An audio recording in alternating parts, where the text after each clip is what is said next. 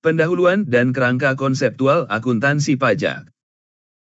Dalam ekosistem keuangan perusahaan di Indonesia, akuntansi perpajakan, tax accounting, memegang peranan krusial sebagai jembatan antara standar akuntansi keuangan komersial, (PSAK), dan regulasi perpajakan yang berlaku, UU PPH dan turunannya. Laporan ini menyajikan rangkuman eksekutif mendalam serta analisis teknis dari materi pelatihan, yang diperkaya dengan referensi regulasi terkini seperti Undang-Undang Harmonisasi Peraturan Perpajakan, UU HPP, Peraturan Pemerintah, PP, Nomor 58 Tahun 2023, serta Peraturan Menteri Keuangan, PMK, terkait lainnya. Tujuan utama laporan ini adalah memberikan pemahaman holistik mengenai siklus akuntansi pajak, kewajiban pemotongan pemungutan, withholding tax, serta mekanisme pajak tangguhan, deferred tax, yang menjadi titik temu antara laba akuntansi dan laba fiskal. Paradigma komersial versus fiskal. Dasar dari seluruh pembahasan dalam materi pelatihan ini adalah adanya dua kebenaran dalam pelaporan laporan keuangan komersial, dan laporan keuangan fiskal. Laporan keuangan komersial disusun berdasarkan pernyataan standar akuntansi keuangan, (PSAK), yang menekankan pada prinsip substansi over form dan matching principle untuk mencerminkan kinerja ekonomi perusahaan secara wajar bagi pemegang saham dan kreditur. Laporan keuangan fiskal disusun berdasarkan Undang-Undang Pajak Penghasilan, UU PPH, yang memiliki tujuan utama mengamankan penerimaan negara.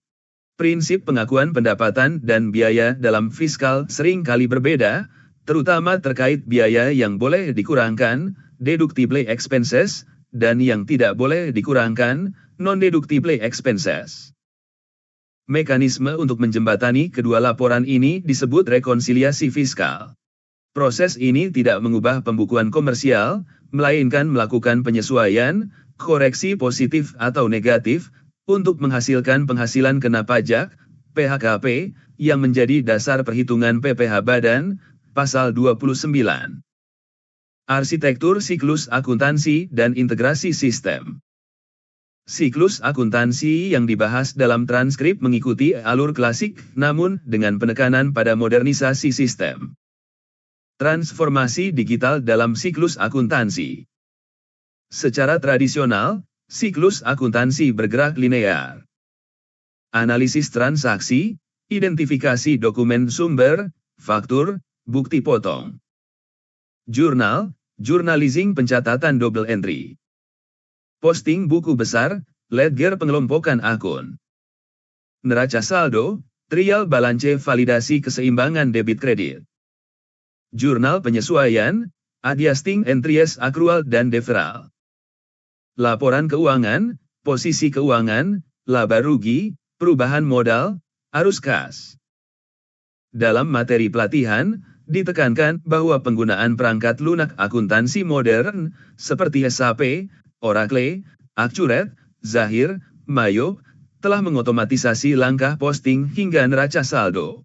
Pengguna kini hanya perlu fokus pada input jurnal yang akurat. Namun, kemudahan ini membawa risiko kepatuhan jika pemahaman mendasar mengenai alur, tracing, penelusuran jejak audit, diabaikan. Dalam konteks pemeriksaan pajak, kemampuan untuk menelusuri angka dari SPT kembali ke jurnal transaksi sangat vital. Klasifikasi transaksi berbasis pajak. Pelatihan mengkategorikan transaksi ke dalam dua kelompok utama berdasarkan implikasi pajaknya.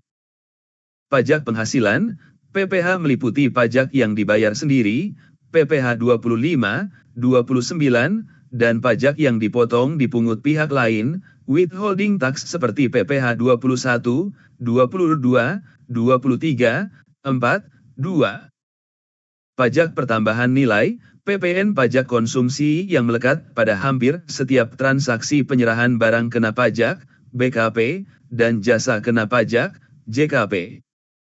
Manajemen PPh Badan, angsuran massa dan pelaporan tahunan. Dinamika angsuran PPh Pasal 25. PPh Pasal 25 adalah mekanisme angsuran pajak penghasilan yang dibayar setiap bulan untuk meringankan beban pembayaran pajak di akhir tahun. Besaran angsuran ini normalnya adalah Januari 12 dari total pajak terutang tahun sebelumnya. Namun, transkrip menyoroti isu teknis pada masa transisi, Januari-Maret. Isu masa transisi. SPT tahunan PPh Badan tahun sebelumnya, misal, 2023, baru jatuh tempo pelaporannya pada akhir April tahun berjalan, 2024. Oleh karena itu, pada bulan Januari, Februari, dan Maret 2024, perusahaan belum memiliki angka pajak terutang 2023 yang final untuk menghitung angsuran baru. Solusi regulasi. Untuk bulan-bulan sebelum SPT tahunan dilaporkan, Januari-Maret, angsuran PPh Pasal 25 menggunakan besaran angsuran bulan Desember tahun pajak yang lalu. Baru setelah SPT dilaporkan, misal di April, angsuran dihitung ulang berdasarkan realisasi laba fiskal tahun lalu dan berlaku mulai masa pajak April. Penundaan pelaporan SPT, extension. Wajib pajak badan diperbolehkan mengajukan perpanjangan waktu penyampaian SPT tahunan paling lama 2 bulan, hingga 30 Juni. Prosedurnya mewajibkan penyampaian pemberitahuan tertulis ke Kantor Pelayanan Pajak, KPP, disertai perhitungan sementara pajak terutang, SPTY. Jika terdapat kurang bayar berdasarkan perhitungan sementara, pajak tersebut harus dilunasi sebelum penyampaian permohonan. Mekanisme PPh Pasal 29, kurang bayar. Pada akhir tahun buku, perusahaan menghitung pajak kini, current tax, berdasarkan laba fiskal aktual. PPh 29, kurang bayar, pajak terutang total kredit pajak. Kredit pajak terdiri dari pajak yang telah dipotong pihak lain, PPh 22, 23, dan pajak yang telah dibayar sendiri, PPh 24 luar negeri, PPh 25.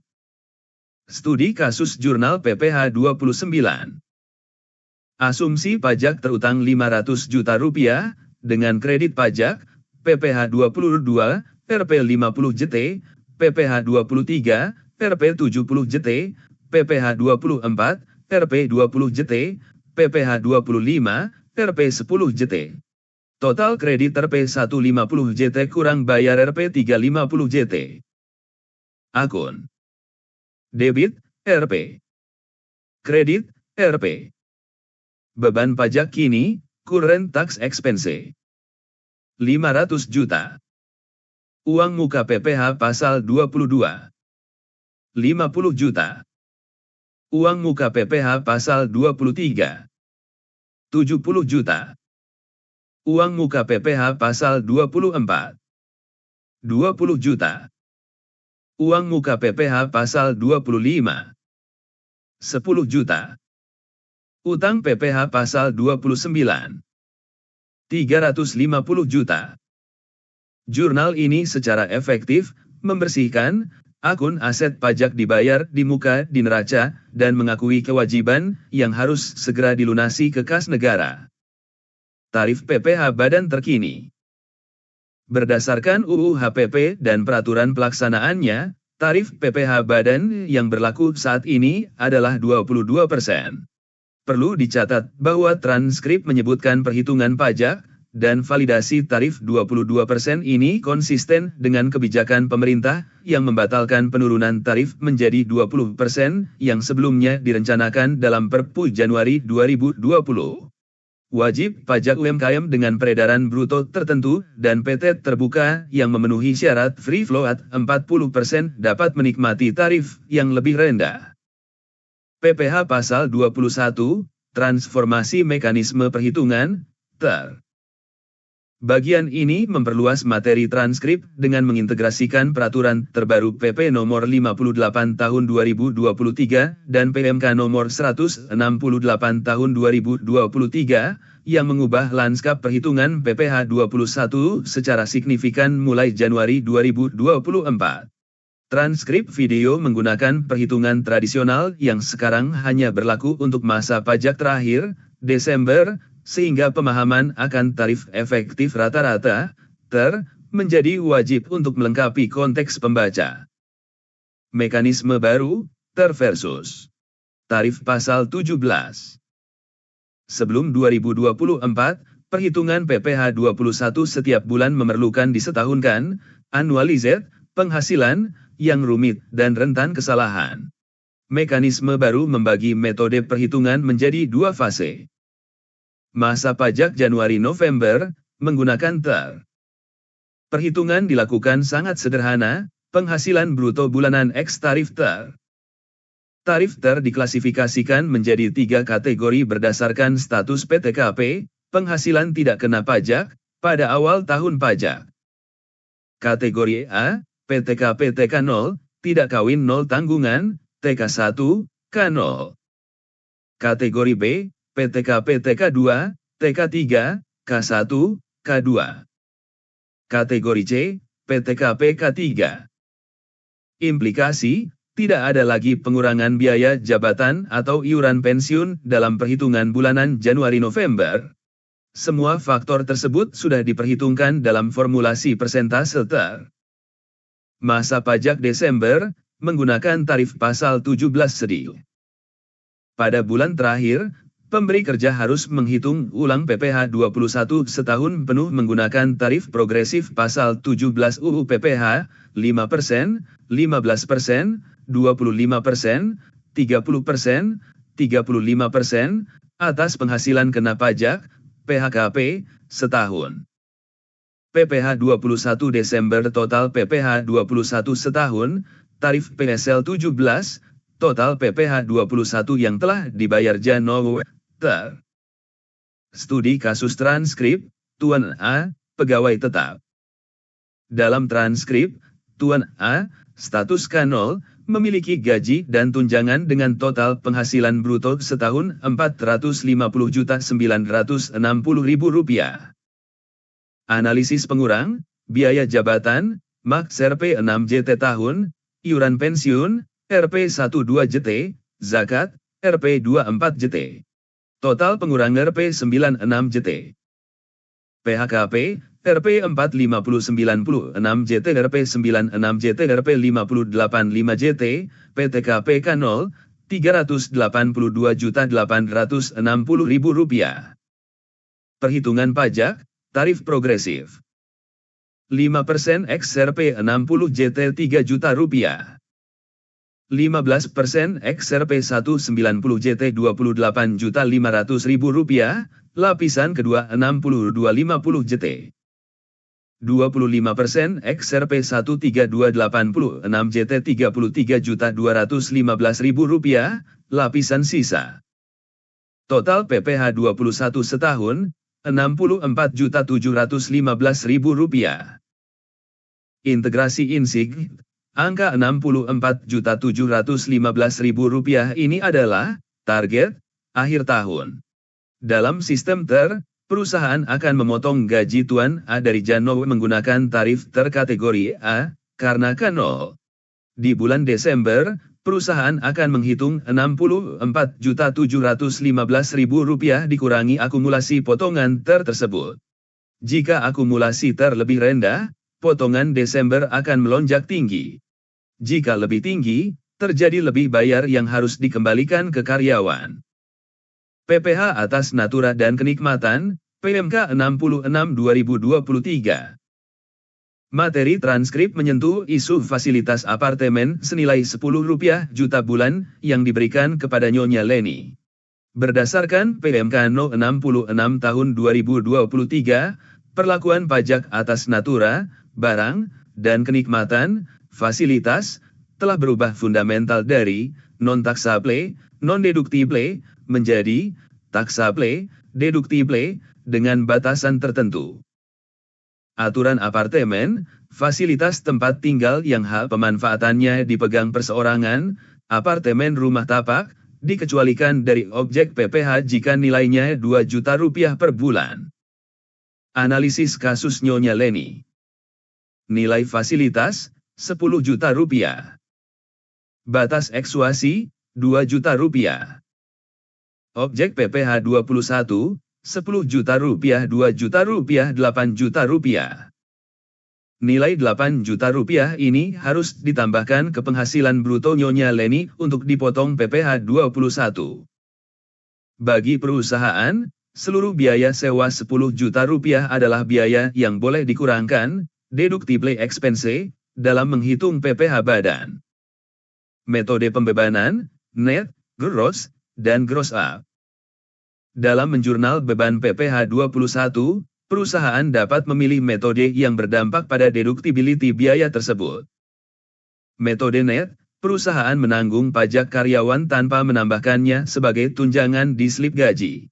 Akibatnya, biaya pajak ini tidak boleh dikurangkan, non-deductible, secara fiskal. Metode gross up, perusahaan memberikan tunjangan pajak yang angkanya persis sama dengan pajak yang terutang. Tunjangan ini dihitung menggunakan rumus gross up, misal, numerator, bold italic cap P bold italic cap K bold italic cap P minus bold italic cap T bold italic H bold italic R bold italic E bold italic S bold italic H bold italic O bold italic liter bold italic D and numerator, over denominator, bold 1 minus bold italic cap T bold italic A bold italic R bold italic I bold italic F and denominator. Karena tunjangan ini masuk sebagai penghasilan karyawan dan dipotong pajak, maka biaya tunjangan ini boleh dikurangkan, deductible, bagi perusahaan. Contoh jurnal gross up penceramah, Ustaz Abdul Somad. Honor 150 juta rupiah. PPh 21 dihitung 50% X bruto X tarif pasal 17. Jika perusahaan menanggung pajak, honor di gross up. Jurnal. Debit, biaya honorarium, nilai gross up. Kredit, utang PPh 21. Kredit, kasban, sebesar 150 juta rupiah bersih. PPh pemotongan pemungutan pihak ketiga, withholding tax. PPh pasal 22, impor dan bendaharawan. PPh 22 memiliki variasi tarif yang sangat luas tergantung pada jenis kegiatan dan kepemilikan angka pengenal impor, API. Impor barang. Tarif standar, 2,5% dengan API, atau 7,5% tanpa API, dari nilai impor. Barang mewah tertentu, tarif 10% dikenakan untuk barang tertentu seperti parfum, sesuai PMK 41 PMK 01/2022. Studi kasus parfum, impor 5.000 botol parfum 500. Kurs B Rp14.900, kurs pajak Rp14.650. Dasar pengenaan pajak, DPP, PPh 22 dan PPN adalah nilai impor. Nilai impor chief, cost, insuran, freight, bea masuk. PPh 22 10% X nilai impor. Pencatatan selisih kurs, transkrip menekankan adanya rugi selisih kurs karena perbedaan kurs pajak, untuk catat persediaan utang pajak, dan kurs B, untuk pembayaran kas. Selisih ini diakui sebagai beban lain-lain. Transaksi bahan bakar. Penjualan BBM oleh Pertamina ke SPBU, 0,25%, berbeda tarifnya dengan penjualan ke industri, 0,3%. Hal ini mencerminkan kebijakan subsidi silang dan pengawasan distribusi energi. PPh pasal 23, jasa dan sewa. Objek utama PPh 23 adalah dividen, bunga, royalti, hadiah, 15%, dan sewa serta jasa, 2%.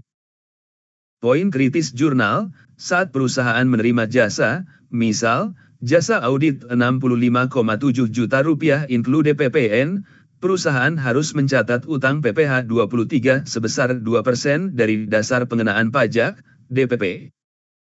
DPP 65.700.000 over 1,1159.189.189. PPh 23 2% X 59.189.189 1.183.784 rupiah. Jurnal debit, biaya audit, 59,1 JT, PPN masukan, 65 JT. Jurnal kredit, utang PPh 23, 11 JT, ban, 64,5 JT. Penting, jika penyedia jasa tidak memiliki NPWP, tarif naik 100% menjadi 4%. PPh Pasal 4 Ayat 2 Sedih pajak final. Karakteristik utama pajak ini adalah tidak dapat dikreditkan, non-kreditable, di akhir tahun. Biaya terkait boleh dibebankan, namun pembayaran pajaknya adalah kewajiban final.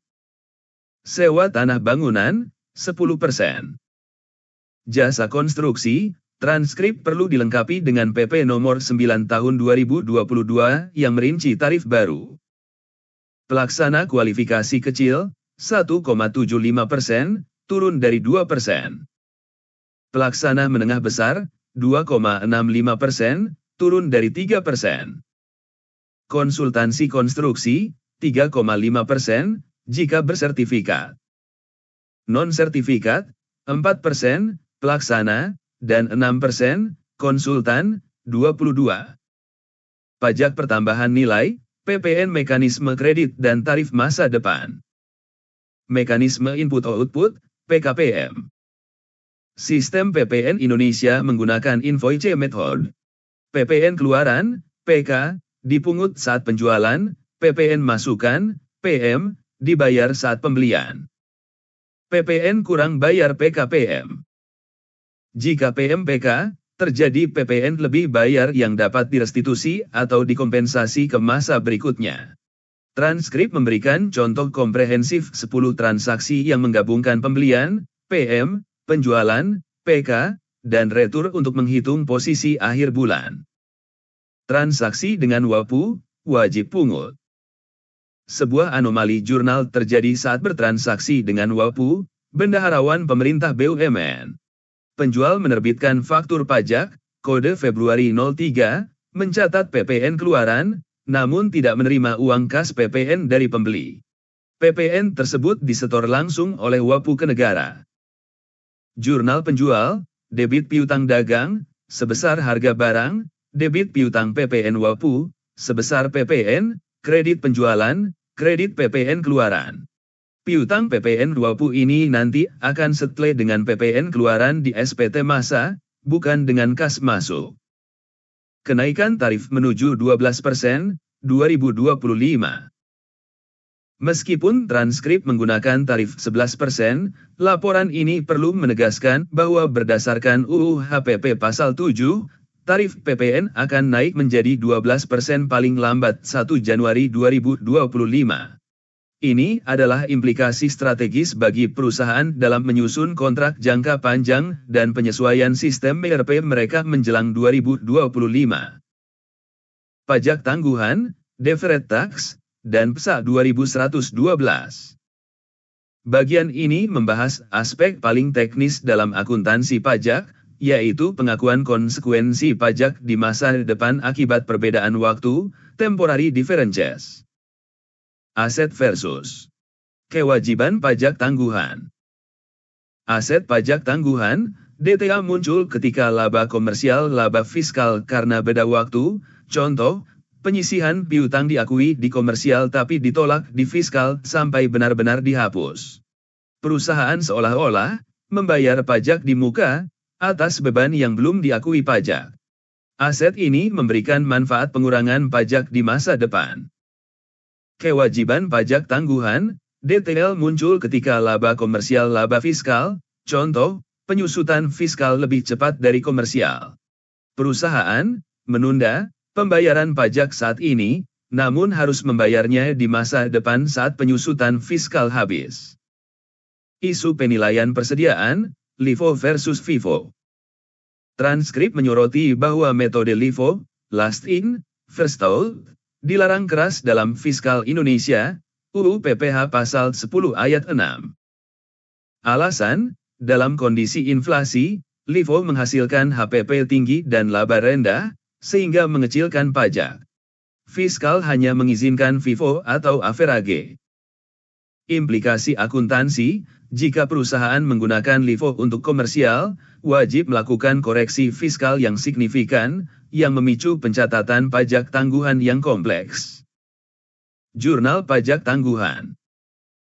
Jurnal untuk pajak tangguhan memastikan bahwa beban pajak di laporan laba rugi mencerminkan prinsip matching dengan laba akuntansi, bukan hanya pajak yang dibayar ke kas negara.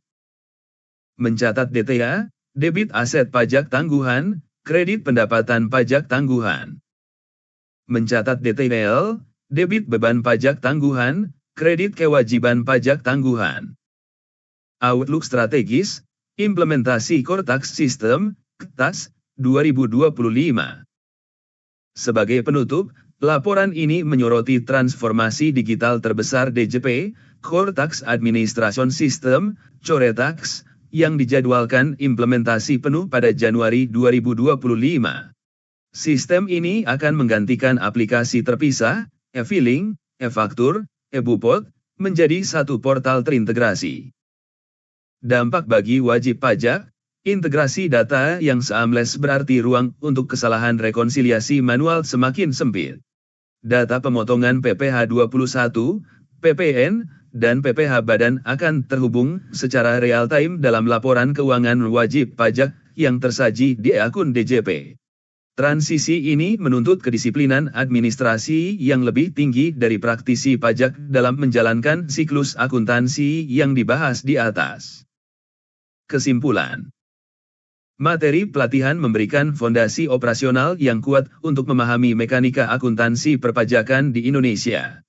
Namun, praktisi harus segera mengadopsi perubahan regulasi terkini yang belum sepenuhnya tercakup dalam materi dasar tersebut, utamanya penggunaan TER untuk PPh 21 bulanan. Pemajakan natura di atas batasan tertentu. Penyesuaian tarif PPh final konstruksi. Persiapan kenaikan PPN 12% dan migrasi ke CoreTax 2025. Penguasaan teknis jurnal akuntansi, debit kredit, harus dipadukan dengan pemahaman mendalam atas dinamika regulasi ini untuk memastikan kepatuhan fiskal yang optimal dan penyajian laporan keuangan yang wajar.